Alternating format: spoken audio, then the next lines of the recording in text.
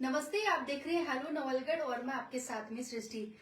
देखिए, कहते हैं ना, पिता है, पिता अपने बच्चों के लिए कुछ भी कर सकते हैं और वही कहानी सच साबित होती दिखाई दे रही है झुंझुनू जिले के जाखल गांव में, जहां पर जब पता लगा कि बेटे की किडनी खराब है और पिता ने बिना सोचे समझे किडनी ट्रांसप्लांट, एक किडनी अपने भवानी सिंह जी है जाखल की, उनको दे दी। क्योंकि आज किडनी वर्ल्ड डे भी है और भवानी सिंह जी अपने साथ में है और इनकी कहानी आज सभी को प्रेरणादायक कर रही है। एक बहुत ही इंस्पायर स्टोरी भी है, क्योंकि ये सरकारी सेवा में भी झाझड़ गांव में अपनी चिकित्सा सेवा में सेवा दे रहे हैं और साथ ही साथ में खेल के अंदर भी आप ये पूरा कमरा देख सकते हैं कि किस तरह से इन्होंने 18 अंतर्राष्ट्रीय पदक जीते हैं सर। 18 अंतर्राष्ट्रीय पदक जीतकर और इतने सारे मेडल है इनके हाथ में। तो इनकी जर्नी जो है वो जानते हैं सर। पहले तो आपको आज किडनी दिवस है, उसकी बहुत बहुत शुभकामनाएं, क्योंकि ये दिवस आज से शुरू होता है। तो कैसा रहा अब तक का आपका सफर? शुरू से अगर मैं बताऊं तो जब मैं 19 साल का था तो नर्सिंग फर्स्ट ईयर में मैं अलवर ट्रेनिंग कर रहा था। उस वक्त पैर में कुछ इन्फेक्शन हुआ, तो इन्फेक्शन होने से मेरे को हॉस्पिटल में एडमिट करवाया और उसको ठीक करने के लिए डॉक्टर्स ने कुछ एंटीबायोटिक इंजेक्शन दिए, जेंटामाइसिन वगैरह कुछ इंजेक्शन थे। उनसे क्या है, किडनी पे साइड इफेक्ट हो गया उन इंजेक्शन से और जो किडनी थी वो डैमेज हो गई। उसके बाद में मेरे को अलवर से जयपुर लाया गया, मोनीलेक हॉस्पिटल था जयपुर में, वहाँ एडमिट करवाया गया। वहाँ रिकवरी हुई नहीं, तो फिर उन्होंने कह दिया कि दोनों किडनी बिल्कुल खत्म हो गई है और या तो अब आप इनका डायलिसिस करवाएं या किडनी ट्रांसप्लांट करवाएं। तो उसके लिए हमें सलाह दी कि अगर आप किडनी ट्रांसप्लांट करवा रहे हैं तो अहमदाबाद के पास में नडियाद में एक जगह है, वहाँ पे किडनी हॉस्पिटल है, मुलजू भाई पटेल यूरोलॉजी हॉस्पिटल, तो वहाँ पे आप ले जाओ। तो मेरे को परिवार वाले वहाँ ले गए। 1 महीने तक मेरा डायलिसिस चला और फिर किडनी देने की बात आई तो सबका क्रॉस मैच करते हैं घर वालों का, भाई किसकी मिलती है। तो सबसे पहले पिताजी ने बोला कि मैं देता हूँ सैंपल। तो सर, उस जब डॉक्टर्स ने कहा कि अब एक ही ऑप्शन है किडनी ट्रांसप्लांट, तो उस वक्त मन में क्या चल रहा था?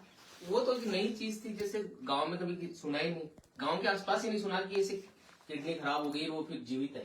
ट्रांसप्लांट तो किसी का हुआ ही नहीं था, ना सुना किसी का ट्रांसप्लांट हुआ है। किडनी खराब है मतलब वो अब नहीं बचेगा, ये अंत है उसका, यही समझते थे लोग। किडनी खराब हो गई तो वो जिएगा नहीं, लेकिन वो एक होप थी किडनी ट्रांसप्लांट के रूप में कि भाई अपन किसी को अपनी किडनी देते हैं स्वस्थ आदमी तो उसको नया जीवन मिल जाएगा। इसी उम्मीद के साथ हम वहाँ अहमदाबाद गए थे और फिर मेरे पिताजी ने ये कदम उठाया कि मैं दूंगा किडनी, और उन्होंने क्रॉस मैच किया तो उनकी जो किडनी के जो पैरामीटर्स होते हैं HLA वगैरह वो पूरे मिल गए और फिर 9 जून 2004 को उन्होंने अपनी किडनी मेरे को डोनेट की। सर, डोनेट करी किडनी, आपके पिताजी ने ये बहुत बड़ा फैसला लिया, क्योंकि ऐसा कहते भी है और बहुत सारी ऐसी कविताएं भी बनी है पिता पे और जो आज सच साबित होती भी दिखाई दे रही हैं। तो सर, उस वक्त मन में ऐसा डर नहीं आया कि किडनी ट्रांसप्लांट कर रहे हैं कि जिएंगे मरेंगे? क्योंकि ये पहला सवाल रहता है, ये अक्सर बहुत सारे केसेस हमें देखने को भी मिलते हैं। बचपन से कभी इंजेक्शन लगाते थे उससे बड़ा डर लगता था, तो एक बड़ा मेजर ऑपरेशन था तो डर लगना तो स्वाभाविक था। लेकिन जो मेरी स्थिति थी 1 महीने तक जब मैंने डायलिसिस करवाया था, बड़ा नरक का सा जीवन था कि रोज 4 घंटे आप एक बेड पे बैठ के अपना ब्लड ट्रांसफ्यूजन करो, मतलब डायलिसिस करवा रहे हो, ब्लड को फिल्टर करवा रहे हो, तो वो ज्यादा खराब था। तो ट्रांसप्लांट ये एक ऑप्शन था जिससे मैं स्वस्थ लाइफ वापस जी सकूं, तो किडनी ट्रांसप्लांट करवाया। उसके बाद में हाँ तकलीफ बहुत रही, क्योंकि उसके बाद में क्या होता है कि जो किडनी होती है वो दूसरे की होती है। जैसे मेरे पिताजी की किडनी थी तो वो मेरे शरीर के अंदर फिट नहीं बैठती। उसके लिए क्या करता है कि कुछ ऐसी दवाइयां देते हैं इम्यूनोसप्रेसिव, उससे जो किडनी लेता है उसकी शरीर की रोग प्रतिरोधक क्षमता कम कर दी जाती है ताकि वो दूसरी किडनी वहां पे सस्टेन करे, सर्वाइव करे। नहीं, अगर मेरी किडनी रोग प्रतिरोधक क्षमता अच्छी होगी तो उसको रिजेक्ट कर देगी। तो मेरी रोग प्रतिरोधक क्षमता को कम करने के लिए कुछ दवाइयां दी थी ताकि वो किडनी सर्वाइव कर सके। तो उससे क्या होता है, जैसे मेरे को आपके इन्फेक्शन है तो मेरे लग जाएगा, आपकी जुकाम हो रही है मैं आपके पास में आ गया तो मेरे लग जाएगा। तो मेरे को 1 साल तक पूरी दुनिया से, मतलब घर वालों से भी दूर रहना पड़ा। एक रूम में रहता था, वहां मेरे को खाना पीना उसी में पहुंचाया जाता था, मास्क लगा के रहना पड़ता था। बॉइल वाटर तो मैं अभी भी पी रहा हूँ। और शादी फंक्शन सारे बंद कर दिए थे कि लोगों के टच में आऊंगा तो इन्फेक्शन के चांसेस रहेंगे। तो बड़ा 1 साल तक प्रिकॉशन रहा। फिर धीरे धीरे मैंने अपनी स्टडी वापस स्टार्ट की, कॉलेज जाने लगा। कौन से सन की बात है ये 2004 की बात है, जब मैं 19 साल का था। 22 साल हो गए उस चीज को। फिर मैंने स्टडी कंप्लीट की। स्टडी कंप्लीट करने के बाद में मैंने कंपटीशन की तैयारी की। फिर मैं ऐसे कॉन्टैक्ट पहले झालावाड़ मेडिकल कॉलेज में लगा नर्सिंग ऑफिसर। उसके बाद में मैंने आरपीसी 2010 आरपीसी दी और राजस्थान में मेरी 20वीं रैंक थी। वो राजस्थान 20वीं रैंक थी आरपीसी के अंदर। नर्स ग्रेड 2 परीक्षा थी 2010 की। और उसके अलावा भी मैंने AIIMS Delhi, PGI Chandigarh, railway Allahabad, ESI Baddi, ये सारे एग्जाम जो नर्सिंग के बड़े एग्जाम थे इंडिया के, वो क्रैक किए मैंने। लेकिन मैं शारीरिक कंडीशन के कारण माता पिता के लिए गया नहीं। फिर जाखल में पोस्टिंग हो गई। तो बीकानेर थी फर्स्ट पोस्टिंग, उसके बाद जाखल हो गई। फिर मैं जाखल में रहा और फिर बाद में फिर डेपुटेशन। सर खेल के अंदर कैसे हुआ? हाँ, तो क्योंकि या पहले से ही ऐसा था खेल के अंदर? वो एक्चुअली क्या है कि मैं जॉब में आने के बाद में परिवार में जॉब में उसी में सेटल हो गए। 2015-16 के आसपास जब सोशल मीडिया डेवलप हुआ और फेसबुक पे यहाँ पे पोस्ट देखी कि ट्रांसप्लांट के बाद में भी गेम्स होते हैं और जो heart transplant, lung transplant, kidney transplant कराने वाले जो व्यक्ति होते हैं वो भी खेलों में भाग लेते हैं, उनके अलग खेल होते हैं।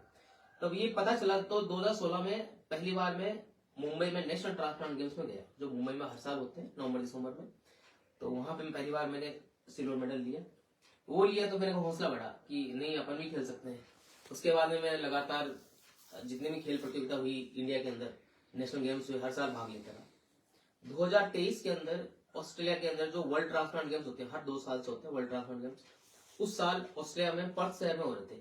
तो इंडिया से जो कंटिजेंट जा रहा था, दल जा रहा था, उसमें मेरा चयन हुआ और पहली बार मैं विदेश की धरती पे गया और वहां पे अपने देश को रिप्रेजेंट किया। और पहले ही दिन ही जो पेटांग खेल था, फ्रेंच खेल होता है, उसमें मैंने सिल्वर मेडल हासिल किया। और जो एक और गेम था लॉन बॉल, उसमें मेरे को ब्रॉन्ज मेडल मिला। तो मतलब मैंने 2 मेडल मिले पहले ही मेरे इंटरनेशनल इवेंट में। और ऐसा करने वाला मैं राजस्थान का भी पहला खिलाड़ी था कि राजस्थान में इससे पहले किसी खिलाड़ी ने कोई मेडल अंतर्राष्ट्रीय स्तर में ट्रांसप्लांट गेम्स में नहीं जीते थे। मैं पहला व्यक्ति था जिसने अंतर्राष्ट्रीय खेल में पहला मेडल जीता। उसके बाद में मैं कंटिन्यू जितनी भी अंतर्राष्ट्रीय प्रतियोगिताएं थी खेलों की, उनमें मैंने भाग लिया। 2000 उन गेम्स के 4-5 महीने बाद में थाईलैंड में एशियन पेटांग गेम्स थे, उसमें मैंने पार्टिसिपेट किया। एक सिल्वर मेडल था, एक ब्रॉन्ज मेडल था। 2024 के अंदर जो थाईलैंड लॉन बॉल चैंपियनशिप हुई वहां पे, उसका मैं जो मेंस कैटेगरी का मैं चैंपियन था। ये जो आप सिल्वर वाला कप देख रहे हैं, वो उसकी वो ट्रॉफी है। वो थाईलैंड के अंदर जनवरी 2004 के अंदर मेरे को मिली थी। इसमें जो टीम इवेंट था उसमें ब्रॉन्ज मिल लिया। और उसके बाद में फिर स्पोर्ट्स चैंपियनशिप हुई बैंकॉक के अंदर, उसमें भी मेरे पास एक गोल्ड, एक सिल्वर, एक ब्रॉन्ज था। फिर ऑस्ट्रेलिया गया मैं 2024 के अंदर, उसमें मेरे को 3 गोल्ड मिले। ये 3 गोल्ड उसी के हैं। हाँ, ये 2 ऑस्ट्रेलिया के हैं, ये फिर ये पर्थ के हैं। ये कैनबरा, ऑस्ट्रेलिया कैनबरा शहर था, उसके अंदर हुए थे ऑस्ट्रेलियन ट्रांसप्लांट गेम्स। उसके अंदर पेटांग सिंगल्स में, पेटांग डबल्स में और लॉन बॉल के सिंगल्स इवेंट में मेरे को गोल्ड मिले। उसके जस्ट 15 दिन बाद में हांगकांग में गेम्स थे। फिर ये हांगकांग के मेडल थे। हाँ, उसमें मेरे को 3 तो सिल्वर थे और एक ब्रॉन्ज मेडल मिला। और ये थाईलैंड के हैं। और अभी लेटेस्ट जर्मनी में जाके आया था, उसके मेडल्स में एक्चुअली मेरा रेजिडेंस सीकर है अभी, तो सीकर पड़े हुए हैं। और जर्मनी के अंदर मेरे को अभी अगस्त में ड्रेसडन शहर है जर्मनी का, वहाँ पे वर्ल्ड ट्रांसप्लांट गेम्स हुए थे और वहाँ पे मैंने पेटांग सिंगल्स के अंदर सिल्वर मेडल लिया और डबल्स में मेरे को ब्रॉन्ज मिला। सर, ये खेल का सफर रहा है, इस खेल के सफर में कभी ऐसा नहीं हुआ कि मैं नहीं खेल पाऊंगा अभी, नहीं, स्वास्थ्य के कारण ये सब? हाँ, ऐसा कभी नहीं लगा। और जनवरी 2024 में जब मैं लॉन बॉल के लिए गया था तो मैं बहुत बीमार था। मतलब वो टिकट्स वगैरह तो फ्लाइट्स की पहले हो गई थी, लेकिन 7 दिन पहले ऐसी स्थिति नहीं थी कि मैं जा पाऊँ।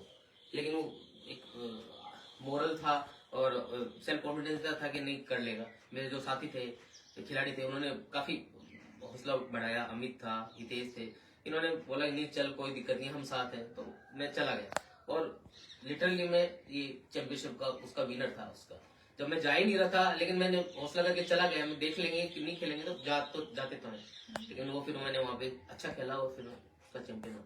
और सर, परिवार का भी कितना क्या सपोर्ट रहा? ये दूसरा जीवन हो परिवार के कारण ही है। पहला जीवन तो सबको माँ देती है। मैं खुशनसीब हूँ कि मेरे पिताजी ने भी मेरे को दूसरा जीवन दिया, तो उन्हीं की बदौलत है कि आज मैं ये सब कर पा रहा हूँ। परिवार के अंदर फैमिली ने पूरा सपोर्ट किया। माता जी है, पिताजी का तो अभी 5 साल पहले लंग कैंसर का स्वर्गवास हो गया। पत्नी और बच्चे अभी सिकर हैं, वो स्टडी के लिए, एक लड़का है और एक गुड़िया है। ओके। और सर जैसे आपने बताया कि आप मैरिड भी हैं, तो कभी ऐसा हुआ जिस वक्त ऐसा होता है शादी के, जब भी बात चलती है शादी हो गई और तो मेरे पास एक किडनी है, मैं कैसे उनको भी जीवन देना है, कैसे उन्हें भी सक्सेस करना है, खुद को भी होना है और आगे बढ़ते रहना है। जब मेरा किडनी फेलियर हुई, किडनी ट्रांसप्लांट हुआ, वो 2004 की बात है। तो मेरी शादी हुई थी 2008 के अंदर। तो जब मेरी शादी हुई थी, तो जो मेरी धर्मपत्नी थी उसको बताया था कि ऐसी कंडीशन है, तो उस रूप में उन्होंने एक्सेप्ट किया कि नहीं मेरी कोई दिक्कत नहीं है। यानी कि ट्रांसप्लांट के बाद शादी हुई मेरे को, बच्चे भी ट्रांसप्लांट के बाद में हैं। तो ये सारी चीजें पहले उनको पता थी, फिर धीरे धीरे सारा सेटल हो गया। क्योंकि ऐसा कभी नौबत आई नहीं कि मेरे को एडमिट होना पड़ा है या कुछ बीमारी। हाँ, कोविड के अंदर जरूर कोविड हुआ, उस वक्त मैं जरूर थोड़ा सा हॉस्पिटलाइज हुआ 5-7 दिन के लिए जयपुर। बाकी किडनी से रिलेटेड कोई समस्या आई नहीं। ठीक है। और सर आज की जो युवा है उन्हें हम क्या संदेश देना चाहेंगे, क्योंकि इतना स्ट्रगल करके आज हम देख ही पा रहे हैं पूरा कमरा ट्रॉफीज के से भरा हुआ है, तो आज की युवा पीढ़ी को क्या संदेश देना चाहेंगे, क्योंकि इतना सा भी वो पीछे, कोई एग्जाम्स भी होती है सर कंपटीशन, तो वो पीछे हट जाते हैं, सुसाइड तक पहुंच जाते हैं, हिम्मत हार जाते हैं, तो उन सबको क्या संदेश देना चाहेंगे? कोई परेशानी या जो कोई मुसीबत आती है तो वो तो पार्ट ऑफ लाइफ है, उससे कभी घबरा के पीछे नहीं हटना चाहिए। अगर आज से 20 साल पहले मैं या मेरा परिवार पीछे हट जाता तो मेरे को एक दूसरी लाइफ नहीं मिलती। और आदमी को खुद का हौसला भी बरकरार रखना चाहिए कि मैं ये कर सकता हूँ। अगर आपके अंदर हौसला या जज्बा नहीं है तो फिर आपको कितना भी मोटिवेशन कोई दे दे, आप नहीं कर पाओगे। तो खुद के अंदर भी थोड़ा सा मोटिवेशन होना चाहिए, आपको अपना आत्मा बरकरार रखना चाहिए कि मैं ये कर सकता हूँ। बिल्कुल। तो ये थे जाकल गांव के भवानी सिंह जी, जिनकी कहानी जो है बहुत ही इंस्पायर है। सभी लोग इंस्पायर होंगे। आपके पास भी अगर कोई इंस्पायर स्टोरी है आपके आसपास भी, तो हमें कमेंट बॉक्स में बताएं। मिलते हैं नेक्स्ट वीडियो में, तब तक के लिए धन्यवाद।